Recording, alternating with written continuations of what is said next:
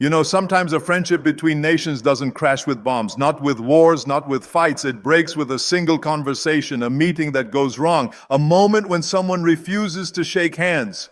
And tonight, we're diving into something that shocked the diplomatic world, something intense, something that got under Trump's skin. Because when Donald Trump speaks, whether you love him or hate him, governments listen. And this time, he didn't go after a nation. He didn't attack a policy. He called out a person, one Indian leader. In Trump's own words, that one man wrecked the U.S. India friendship.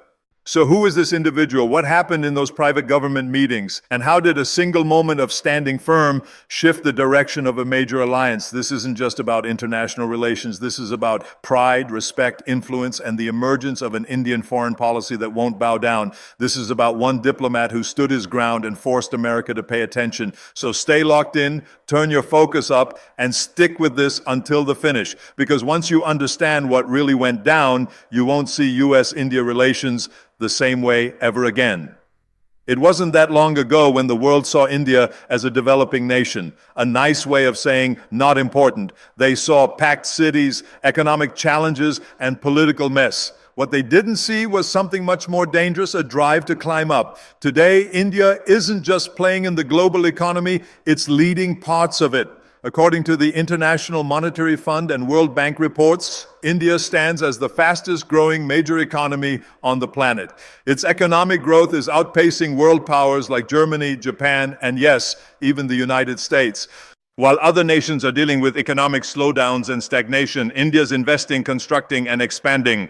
From Mumbai's financial markets to Bangalore's technology hubs, money is moving. More than 50,000 startup companies have emerged since 2014, making India the third biggest startup environment globally. This isn't just about mobile apps or billion-dollar companies. It's about a whole generation declaring, "We don't want to work for others, we'll build our own industries." While the world fought through pandemic aftermath, India transformed into a medical manufacturing giant, shipping medicines to more than 95 countries. While price increases hurt the Western world, India kept energy costs stable through smart international relationships. And now India is signing major agreements with Britain, United Arab Emirates, Australia, and even working on special access deals with European markets. That's not just survival, that's smart planning. This is no longer the India of low-cost workers. This is the India of intelligent investment, of companies worth billions, digital payment systems, and clean energy transformations. And the Western world, they're paying attention because they understand when 1.4 billion people start succeeding, there's no stopping it. Sometimes all it needs is one person. Not an entire military, not a mass movement, just one individual strong in belief, clear in values, and solid in truth to change the thinking of a country and shake up the balance of world power. This isn't made up. This is exactly what took place when one Indian diplomat sat face to face with one of the most unpredictable and influential leaders the world has witnessed, Donald J. Trump, and he didn't back down. Trump, the man who created his business empire on loyalty, attention, and control, was used to entering a room and commanding it, people agreeing, everyone matching his pace. But not this time, because sitting at that table was Dr. S. Jaishankar, India's External Affairs Minister, a person of careful words but enormous influence. And in that moment, in a critical room filled with government officials and demands, one thing became obvious. India wasn't there to submit. It was there to be respected. Donald Trump created news headlines not because of a new policy, not because of a public speech, but because of something deeply personal. He told the world that one Indian individual, not Modi, not India as a whole, but one Indian diplomat had ruined U.S.-India relations. And that single statement, it wasn't just a complaint, it was a confession. It showed us that world politics isn't just about contracts or strategies. It's about individuals, ego, respect, and feelings. Trump didn't feel dismissed by a country, he felt rejected by a person. And when someone like Trump feels rejected, he doesn't let it go. Let's be honest here. Trump wasn't angry about import taxes or defense contracts. He was angry that someone dared to tell him no, that someone was S. Jaishankar. This is where the mindset change starts, because for many years, India played the quiet partner. Cooperative, polite, agreeable. The West got comfortable with the India that listened more than it spoke, the India that waited for an invitation to the important meetings. But this generation of Indian diplomacy, it's different. It doesn't ask permission. It takes positions. It doesn't try to please everyone. It protects interests. And when Trump's team walked into that meeting expecting quick agreements, fast compromises, admiration, even what they received was clarity, calm, confidence, and an unapologetic refusal. India didn't reject partnership, it rejected pressure. Jaishankar wasn't rude, he was firm, he wasn't emotional, he was strategic. He didn't challenge Trump as a person, he challenged the assumption that India could be managed, controlled, or softened. And that right there, that quiet resistance shook the room, because the strongest power isn't the one that shouts, it's the one that doesn't look away. Trump succeeds through control. His foreign policy isn't built on institutions, it's built on personal chemistry, admiration, obedience. So when Jaishankar held his position, when he calmly protected India's independence and interests, it wasn't just diplomacy, it was disruption. That one act, saying India won't bend, wasn't meant to insult Trump, but to Trump that felt personal. And that's what caused the shift. That's what made Trump step back from India, not because of trade, not because of defense, but because someone refused to validate his worldview. Jaishankar became the symbol of a new India, an India that doesn't fear losing favor, an India that values dignity over deals. This moment matters more than people understand, because every generation sees a few leaders who aren't loud, but they're stronger in silence, who don't fight but still win, who don't raise their voices but raise their nation's standing. Jaishankar didn't make this personal, but he didn't let it become a show either. He understood one thing: you don't represent a country by flattering others, you represent it by standing for it. This is why mindset matters, not just for diplomats, not just for politicians, but for you. Because in your life too, you will enter rooms where people expect you to shrink, to agree, to stay quiet. And in those moments, your power won't be in how loudly you speak. It will be in how firmly you stand. That's what Jaishankar taught the world. And that's what India today is teaching every rising nation, every young professional, every underestimated individual. You don't have to fight loud to be strong. You just have to know who you are. So the next time someone questions your place at the table, the next time you feel pressure to compromise just to be accepted, remember this moment. One man, one voice, one stand changed everything. Because that's how mindsets shift. That's how nations rise. And that's how one quiet voice can echo across the entire world.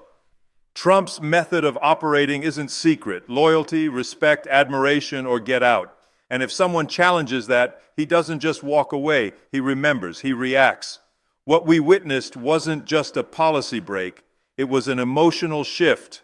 Meet the man who held his ground, Dr. S. Jaishankar, India's External Affairs Minister, sharp, strategic, determined. He's not just a diplomat, he's the face of a new India. One that's finished being lectured, one that walks into global rooms with confidence. During Trump's presidency, trade agreements, defense talks, everything was on the table. And in the middle of it, Jaishankar stayed firm. He wasn't there to flatter egos. And let me tell you, Trump expects admiration, not resistance. So when Jaishankar refused to back down, it felt personal. Yes, Modi and Trump appeared friendly in public. Think howdy Modi, namaste Trump. But behind those smiling photographs was a different reality. Jaishankar was holding the line. And that firmness Trump read as defiance. There was a specific meeting, high pressure, high stakes. Trump's team wanted concessions. India wanted fairness, respect, independence.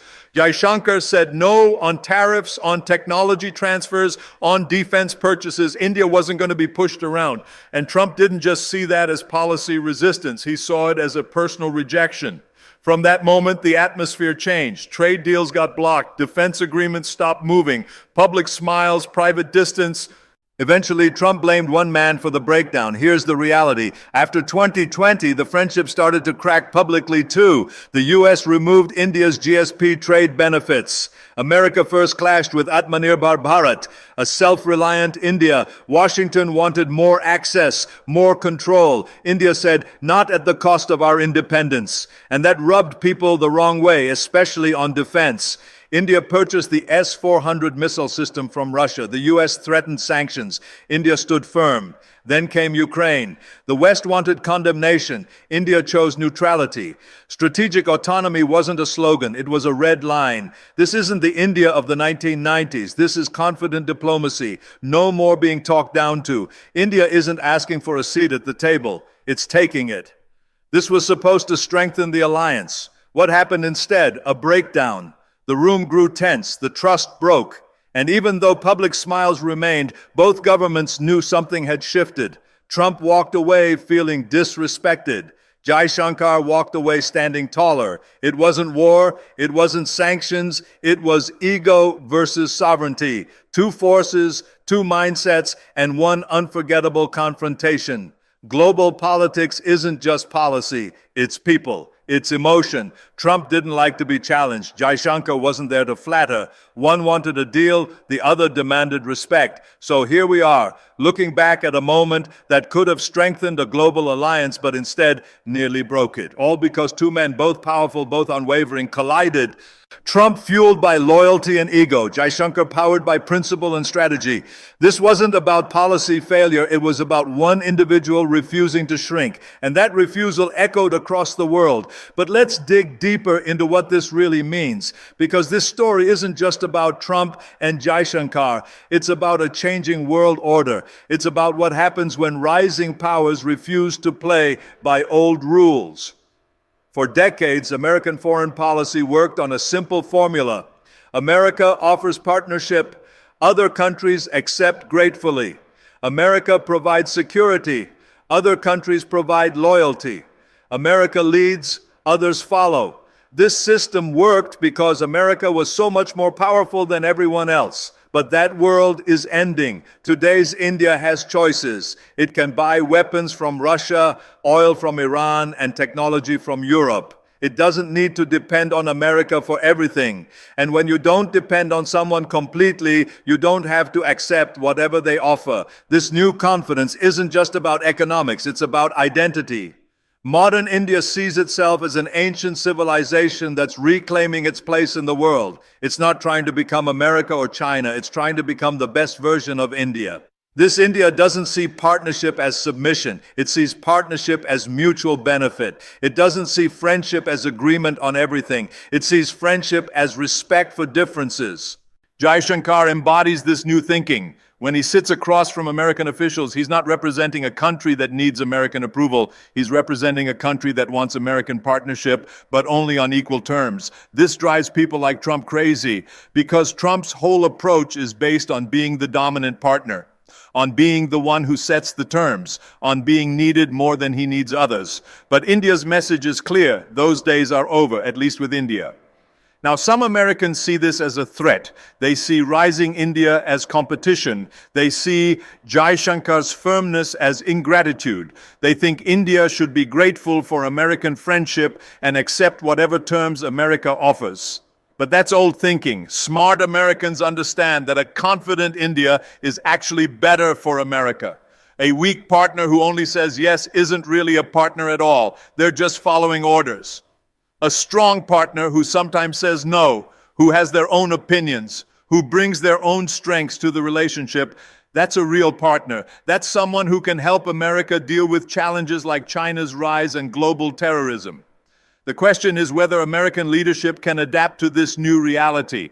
Can America learn to work with partners instead of subordinates? Can America accept that friendship doesn't mean automatic agreement? Trump's reaction suggests that at least some American leaders aren't ready for this change. They still want the old relationship where America talks and everyone else listens. But this isn't just about America and India. Other countries are watching this story closely. They're learning that it's possible to stand up to American pressure and survive, maybe even thrive. Countries like Brazil, South Africa, and Indonesia are taking notes. They're seeing that India said no to America and didn't get destroyed. They're realizing that they have more options than they thought. This is creating a more multipolar world, a world where power is more spread out, where no single country can dominate everyone else, where relationships are based more on mutual benefit and less on dominance and submission. Some people think this is dangerous. They worry about global instability. They prefer the predictability of American dominance. But others think this is healthy. They believe that a world with more balanced power is more stable in the long run. They think that relationships based on mutual respect are stronger than relationships based on fear. Coming back to the personal level, what can we learn from Jaishankar's example? How can his approach help us in our own lives? First, know your worth. Jaishankar knew what India brought to the relationship. He understood India's strengths and wasn't willing to sell them cheap. Second, be prepared to walk away. Jaishankar was willing to risk Trump's anger rather than accept a bad deal. He understood that some things are more important than keeping everyone happy.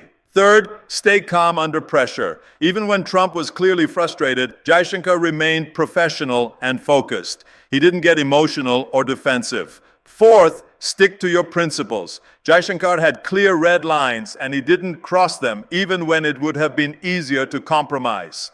Fifth, think long-term. Jaishankar wasn't just thinking about the immediate meeting. He was thinking about what kind of relationship India wanted with America for the next 50 years. So, where do U.S.-India relations go from here? That depends partly on American leadership and partly on how the world evolves. If America can adapt to the new reality, if it can learn to work with confident partners instead of demanding submissive allies, then the relationship can become stronger than ever. India and America have many shared interests. They both worry about China's rise. They both face terrorism threats. They both believe in democratic values. But if America insists on the old model, if it keeps demanding that India choose between America and everyone else, then the relationship will continue to struggle. The ball is partly in America's court, but India has already made its position clear. It wants partnership, not patronage. It wants cooperation, not control. It wants friendship, not dominance. For other rising powers, India's example provides a playbook. You can stand up to established powers without being aggressive or confrontational. You can protect your interests without making enemies. You can be firm without being rude. The key is to be confident in your own strength, clear about your own interests, and willing to accept the consequences of your choices. Jaishankar showed that you don't have to choose between dignity and diplomacy. You can have both. You just have to be smart about how you do it. In the end, when Trump said it wasn't India that failed America, but one Indian, he revealed something important about himself and about American foreign policy. He revealed that he sees international relations in personal terms, that he expects other leaders to defer to him personally, not just to America as a country. He revealed that he's not comfortable with partners who have their own opinions and their own interests. Most importantly, he revealed that the old model of American dominance is breaking down, and leaders like him don't know how to adapt to the new reality. But the world is changing, whether Trump likes it or not. Countries like India are rising, whether he approves or not, and leaders like Jaishankar are demanding respect, whether he's comfortable with it or not. The question isn't whether this change will happen. It's already happening. The question is whether established powers will adapt gracefully or fight a losing battle against the tide of history. Jaishankar understood this. He positioned India for the world that's coming, not the world that's passing away. And that's why his quiet resistance in that meeting room was actually a moment of historic significance. It was the moment when India announced to the world that it was no longer asking for permission. It was taking its place as a major power. And if others didn't like it, that was their problem to solve. History will remember this moment, not as the day one Indian destroyed U.S.-India relations, but as the day one Indian helped transform them into something more honest, more equal, and ultimately more sustainable. That's the real truth Trump revealed, even though he probably didn't mean to.